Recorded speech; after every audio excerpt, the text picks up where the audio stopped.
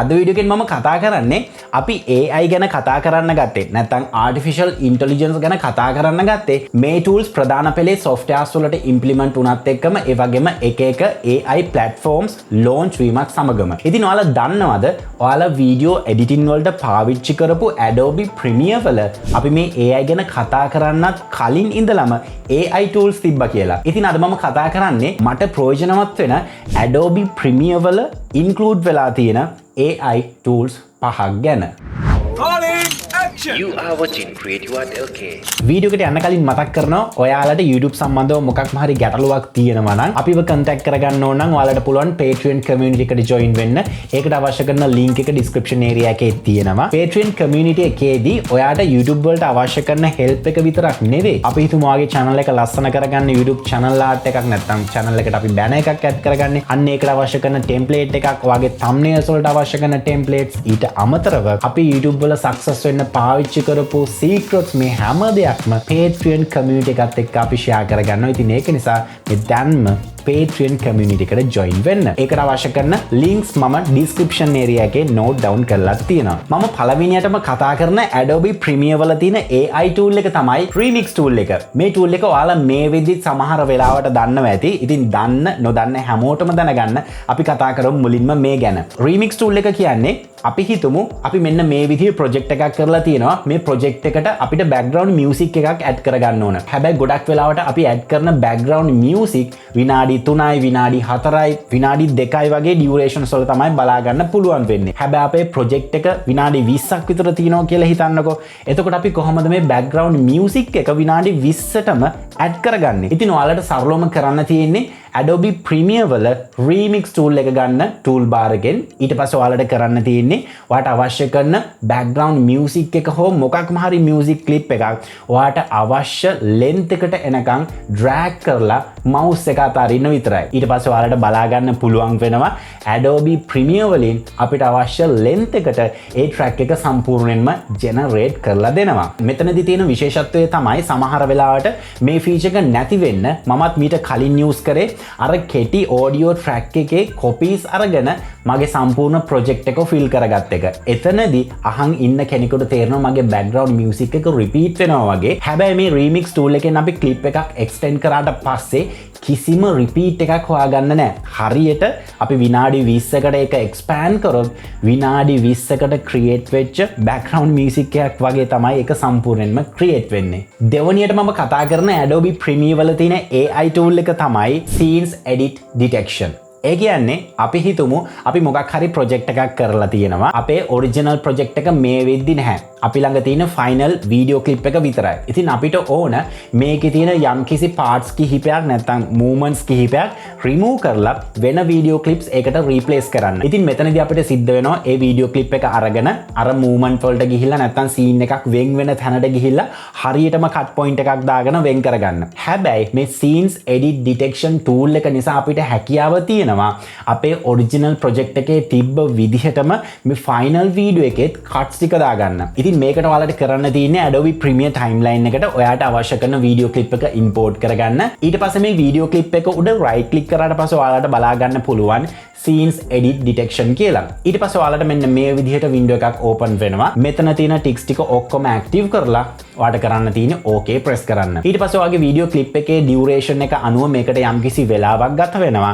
ඒ වෙලාවෙන් පස්සේ ඔයාලට බලා ගන්න පුළුවන් ඔයාලගේ original project එකේ තිබ්බ cuts ටික ඒ විදිහටම මේ clip එකටත් apply වෙලා තියෙනවා. ඒ වගේම හැම cut එකකටම අපිට markers බලා ගන්න පුළුවන්. ඒ විතරක් නෙමෙයි අපි project panel එකට ගියාට පස්සේ මේ හැම cut point එකකට අදාළ clip එකක්ම individually එක bin එකකට save වෙලා තියෙනවත් බලා ගන්න පුළුවන්. තුන්වෙනියට මම කතා කරන Adobe Premiere වල තියෙන AI feature එක තමයි mask tracking. mask tracking වලට අපිට කරන්න පුළුවන් අපි හිතමු අපි වීඩියෝ එකක් edit කරනවා. ඒ අදාළ වීඩියෝ එකේ talking head වීඩියෝ එකක් වෙන්න පුළුවන්, මොකක් හරි object එකක් වෙන්න පුළුවන්. අපිට අනිත් background එක ඇරෙන්න අපි හිතමු අපිට face එකක ටිකක් color correction කරගන්න ඕනේ කියලා. එහෙම වුණොත් අපිට පුළුවන් මේ technique එක use කරන්න. ඉතින් සරලම ඔයාලට කරන්න තියෙන්නේ ඔයාගේ clip එක select කරලා ඒකට අදාළව effect control වල motion වල opacity වලට යන්න. ඊට පස්සේ මෙන්න මේ විදිහට ellipse මාස්ක් එක තෝරන්න. ඊට පස්සේ ඔයාලට අවශ්‍ය පොසිෂන් එක සිලෙක්ට් කරගෙන මාස්ක් එක ඇඩ් කරගන්න.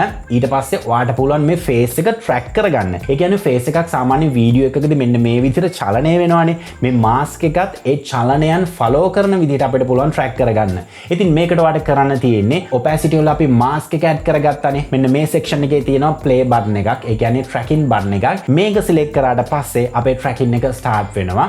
tracking එකෙන් පස්සේ අපිට බලා ගන්න පුළුවන් අපේ මූණ චලනය වෙන විදිහට මෙන්න මේ විදිහට අපේ මාස්ක් එකත් චලනය වෙනවා. එතකොට අපිට පුළුවන් ඒ part එකට විතරක් අපිට අවශ්‍ය adjustment එක කරගන්න. හතරවෙනියට මම කතා කරන Adobe Premiere වල තියෙන AI tool එක තමයි warp stabilize එක. මීට කලිනුත් warp stabilize එක ගැන මම special episode එකක් කරා. ඉතින් මෙන්න මේ section එකේ මම card එකක් දානවා. ඔයාලට පුළුවන් warp stabilize එක use කරන්නේ කොහොමද, මොන වගේ වැඩවලටද මේක use වෙන්නේ කියලා ඔයාලට මේ වීඩියෝ එකෙන් බලා ගන්න පුළුවන්. ඉතින් සරලවම warp stabilize එක ගැන කතා කරොත් warp stabilize එකෙන් අපිට පුළුවන් අපි මොකක් හරි වීඩියෝ ක්ලිප් එකක් shoot කරනවා. අපිට ඕන මේක tripod එකකින් කරා වගේ නැත්නම් මොකක් හරි gimbal එකකින් කරා වගේ මේක smooth කරගන්න. හැබැයි අපි කරපු original clip එක shake වෙනවා. මොකද අත balance නැති හින්දා. ඉතින් අපිට හැකියාව තියෙනවා warp stabilizer එක use කරන්න මෙන්න මේ වගේ වැඩවලදී. ඉතින් සරලම ඔයාලට කරන්න තියෙන්නේ ඔයාලට අවශ්‍ය කරන clip එක මුලින්ම select කරගන්න. ඊට පස්සේ effect වලට යන්න. effect වල warp stabilizer කියලා search කරන්න. මෙන්න මේ විදිහට warp stabilizer එක බලා ගන්න පුළුවන්. මේක drag කරගෙන ඇවිල්ලා ඔයාගේ clip එකට drop කරන්න. ඊට පස්සේ ප්‍රශ්නයක් එනවා. ඔයාලට පේනවා ඇති අපිට මෙන්න මේ විදිහේ error එකක් එනවා මේ warp stabilizer එක use කරන්න බෑ කියලා. ඉතින් සරලම ඔයාලට කරන්න තියෙන්නේ මුලින්ම ආයෙත් warp stabilizer එක delete කරගන්න. මම මේ විදිහට පෙන්නුවේ මෙන්න මේ විදිහේ error එකක් එනවත් කියලා ඔයාලට mention කරන්න ඕන නිසා. නැත්නම් මම දන්නව කරන්න ඕන හරිම විදිය. warp stabilizer එක delete කරගන්න effect control වලට ගිහිල්ලා ඊට පස්සේ ඔයාට stable කරන්න අවශ්‍ය කරන clip එක select කරන්න. ඊට පස්සේ මේ clip එක right click කරන්න. ඊට පස්සේ ඔයාලට බලා ගන්න පුළුවන් nest කියලා option එකක් තියෙනවා. මේක select කරන්න. හැබැයි මතක තියාගන්න nest කරන්න කලින් ඔයාගේ clip එක slow motion වෙන්න ඕනද නැත්නම් ඔයාගේ clip එකේ duration එක cut කරගන්න ඕනද මේ හැම දෙයක්ම decide කරලා ඉවර වෙලා final clip එක තමයි අපි nest කරන්න ඕන.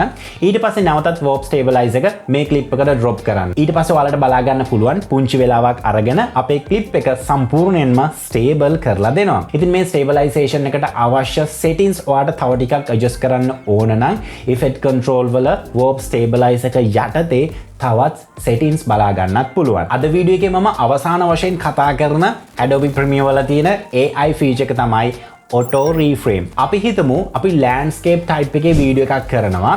අපි හිතමු මේ වීඩියෝ එකේ යම් කිසි කෙනෙක් dance කරනවා නැත්නම් ටිකක් motion වැඩි කියලා වීඩියෝ එකේ. ඉතින් අපිට ඕන මේක TikTok වගේ platform එකකට add කරගන්න. එතකොට අපි කරන්නේ vertical type එකේ sequence එකක් හදලා ඒ වීඩියෝ එක අපි ඒකට add කරගන්නවා. හැබැයි අපි හිතමු මේ වීඩියෝ එකේ එක පුද්ගලයෙක් ඉන්නවා dance කරනවා. ඉතින් vertical එකට මෙයාව දැම්මට පස්සේ මෙයා frame එකට එනවායි frame එකකින් යනවා frame එකට එනවා. මේ වගේ ප්‍රශ්න තියෙනවා. ඉතින් අපිට පුළුවන් මේ පුද්ගලයාව track කරගන්න මේ වීඩියෝ එක ඉවර වෙන තුරාවටම වීඩියෝ එකේ ෆ්‍රේම් එක ඇතුලේ ඉන්න විදියට. ඉතින් මේක තමයි auto reframe කියන්නේ. ඉතින් මේක සරලවම කරන්න තියෙන්නේ හරි මුලින්ම මට අවශ්‍යයි sequence එකක් create කරගන්න. ඒකට මම කරන්නේ දැන් ඉන්න sequence එකේ ඉඳලා control n press කරනවා. එතකොට new sequence එකක් create කරන window එක එනවා. මම යනවා ඒකේ settings වලට. settings වලට ගිහිල්ලා මෙතන frame size එක මම first value එක 1080ක් දෙනවා. second value එක මම 1920ක් දෙනවා. ඊට පස්සේ මෙතන බලා ගන්න පුළුවන් 9:16 sequence එකක් create වුණා. ඊට පස්සේ මේ window එක okay කරනවා. ඊට පස්සේ මම කරන්නේ මගේ video clip එක මේ විදිහට drag and drop කරනවා මගේ timeline එකට. ඊට පස්සේ sequence settings වෙනස් කරන්න දහනවා. ඒක මම no කියන option එක දෙනවා. ඊට පස්සේ මෙන්න මේ විදිහට අපේ video clip එක බලා ගන්න පුළුවන්. ඊට පස්සේ මම මුලින්ම කරන්නේ මගේ video clip එක මේ විදිහට select කරලා video clip එකේ scale එක වැඩි කරගන්නවා. motion වලට ගිහිල්ලා මෙන්න මේ ගානට. ඊට පස්සේ අපිට ඕන නම් පුළුවන් මෙතන position වලින් අපිට ඕන විදිහට adjust කරගන්න. හැබැයි මේක හරියන්නේ නැහැ. ඔයාලට පේනවා ඇති මෙතනදී මේ girl හරි frame එකේ ඉන්නවා. හැබැයි මෙන්න මේ හරියට යද්දි ඔයාලට පේනවා ඇති frame එකෙන් සම්පූර්ණයෙන්ම disappear වෙනවා. හරි. දැන් මම කරන්නේ මගේ playhead එක මුලට ගෙනහිල්ලා අපි මෙතන create කරගත්ත sequence එක තියෙනවානේ. මම මේ sequence එක right click කරනවා. ඊට පස්සේ මෙතන බලා ගන්න පුළුවන් auto reframe කියලා option එකක් තියෙනවා. මේක select කරන්න. මේක select කරාට පස්සේ ඔයාලට මේ විදිහේ window එකක් එනවා. මෙතන ඔයාලට කැමති name එකක් දෙන්න පුළුවන්. ඊට පස්සේ ඔයාගේ sequence එකේ size එක තෝරලා දෙන්න පුළුවන්. මෙතන vertical vertical 9:16 කියන එක තියෙන්නේ. ඒ වගේම Facebook වලට 1:1 ratio එක හැදුවොත් ඔයාලට පුළුවන් මෙතන 1:1 තෝරලා දෙන්න. මම මෙතන 16:9 තෝරලා දෙනවා. ඊට පස්සේ මෙතන motion tracking එක වෙන්න ඕන මොන විදිහට දානවා. සාමාන්‍යයෙන් අපේ වීඩියෝ එකේ fast motion තියෙනවද slow motions තියෙනවද කියන එක මත ඒක depend වෙනවා. මගේ වීඩියෝ එක dance movement එකක් නිසා මෙතන fast motion කියන එක දෙනවා. ඊට පස්සේ මෙතන first tick එක අනිවාර්යෙන් active තියන්න don't nest clips කියන එක. ඊට පස්සේ මම මෙතන create කියන button එක press කරනවා. auto reframe එක වෙලා ඉවරයි. ඔයාලට පෙන්නන්නම් මම මෙන්න මේ section එකට යද්දි ඔයාලට මතක ඇති girl සම්පූර්ණයෙන්ම frame එකෙන් එළියට යනවා. හැබැයි දැන් අපිට ඕන විදිහටම track වෙලා තියෙනවා. මම විශ්වාස කරනවා Adobe Premiere වල අපි මේ කතා කරපු tools ටික අතිශය ප්‍රයෝජනවත් වේ ඔයාලගේ වැඩවලට. මේ tools වැඩ කරන්නේත් යම්කිසි AI එකක් use කරලා. අපි මේ කතා කරන AI එක නැතත් යම්කිසි calculations ටිකක් කරලා තමයි අපිට අවශ්‍ය වැඩේ මේ tools ටික කරලා දෙන්නේ. ඉතින් මතක තියාගන්න අපි මේ ඊයේ පෙරේද AI ගැන ගොඩාක් ලොකුවට කතා කරාට අපි මේ use කරන softwares වල ගොඩක් කල් ඉඳලම AI ටෙක්නික් යූස් කරනවා අපිට වැඩ පහසු කරලා අපේ වැඩ ස්මූත් කරලා කරගෙන යන්න. ඒ වගේම තමයි CREATIVEARTLK channel එකේ sister channels ගොඩක් තියෙනවා. ඔයාලට පුළුවන් CREATIVEARTLK page එකේ channels වලට ගිහිල්ලා බලා ගන්න. CREATIVEARTL Elite, SGN Seno ඒ වගේම තමයි YouTube ගැන විශේෂයෙන්ම ඔයාලට ඉගෙන ගන්න ඕන නම් Creator Space YouTube channel එක තියෙනවා. ඒ වගේම විශේෂයෙන්ම මතක් කරන්න ඕන ඔයාලට YouTube සම්බන්ධව මොනවා හරි දැනගන්න ඕන නම් මොනවා හරි උපදෙසක් ගන්න ඕන නම් සහ මොකක් හරි ප්‍රශ්නයක් විසඳ ගන්න ඕන නම් ඔයාලට පුළුවන් අපේ Patreon community එකට එන්න. ඒකට ආවට පස්සේ ඔයාලට direct මාව contact කරගෙන ඒ අදාළ ප්‍රශ්න විසඳ ගැනීමේ chance එකක් තියෙනවා. ඉතින් ආයතලු tutorial එකක් අරන් මේ බලාපොරොත්තුව ඇතුව මම sign out වෙනවා. මම ස්ටීෆ් ෆර්නැන්ඩස්. ඔයාලා හැමදෙනෙක්ටම සුබ දවසක්. So he's been looking for somebody who could save him instead of searching inside for what they gave him. A strong will, strong mind causes mayhem. We could change the world, change times, rearrange them. Staying on pace, running the race. Life is a chase, I don't want a place, I wanna be first. Work till it hurts, dehydrated thirst till I'm in a hearse.